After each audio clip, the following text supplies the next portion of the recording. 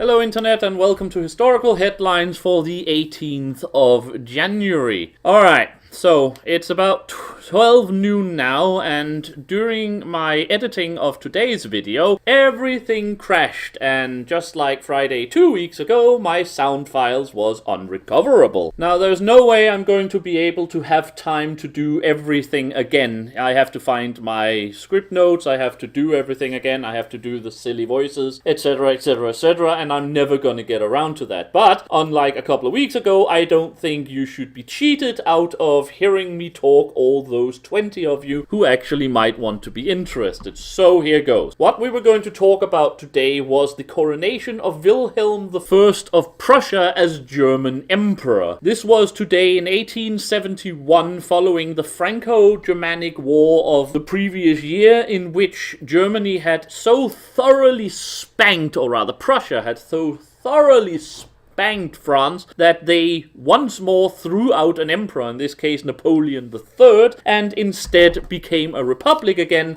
while Germany collected all of the disparate German states along the Rhine and in the German heartlands and became the greatest empire of Europe and the dominant power factor of continental military politics. This was the conclusion of a long period of warfare that had seen Prussia rise from a front-rank European power, but one without necessarily too much influence compared to the Empire of Russia, the Empire of Austria, and the last period, the Empire or Kingdom or Republic, depending on the time frame of France, into becoming the preeminent power of Europe, sharing with Britain at this time the total dominance of European policy for a while. Prussia had beaten Denmark and Austria and now France in successive wars and had absorbed ever more land area up until now, where they dominated the entire Central Europe and had in fact almost retrieved all of the areas that the Holy Roman Empire used to sit on back in the old days. This is why this was known as the Second Reich when the Nazis declared themselves the Third. Now, Bismarck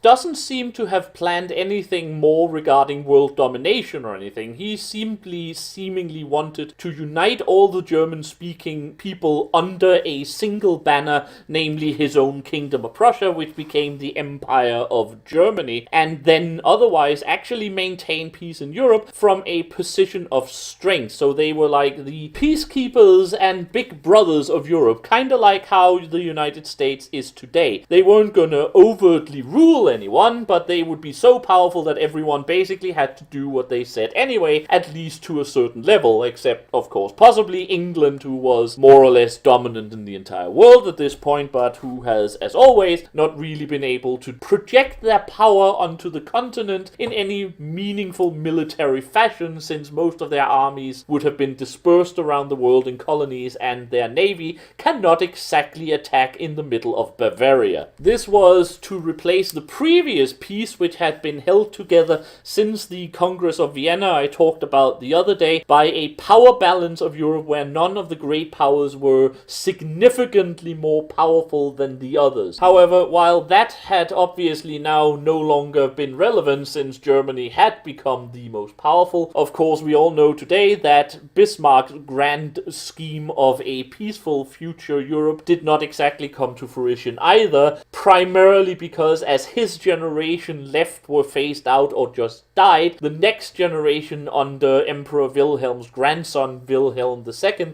and Moltke's son Moltke the Younger became ever more diplomatically aggressive and militaristically threatening, as it seemed that they actually really wanted a war. Such is it very often in militaristically designed societies where a glorious past have been won throughout war, and the current generation would also really like to prove that they are absolutely not worse than their ancestors, and one of those wars could be really fun and a lot of glory. But, as we all know, of course, what it actually led to was that it so unnerved the rest of the powers of Europe that they eventually joined together in the Entente with Italy, France, and Britain, and that being allied with the Empire of Russia meant that Germany would then eventually have to find her own allies, so she wouldn't be overwhelmed by numbers. She allied with with Austria-Hungary, Archduke Franz Ferdinand was assassinated, First World War and the mass slaughter on a scale no one has ever seen, and all of the old empires, including the Germans, fell, and a completely new kind of societal distribution of power and social norms was created. Not the best success story there from Bismarck's perspective had he been alive. Nonetheless, the coronation of Wilhelm I was actually one of the major achievements of European history. Prussia had in less than 2 centuries gone from some minor duchy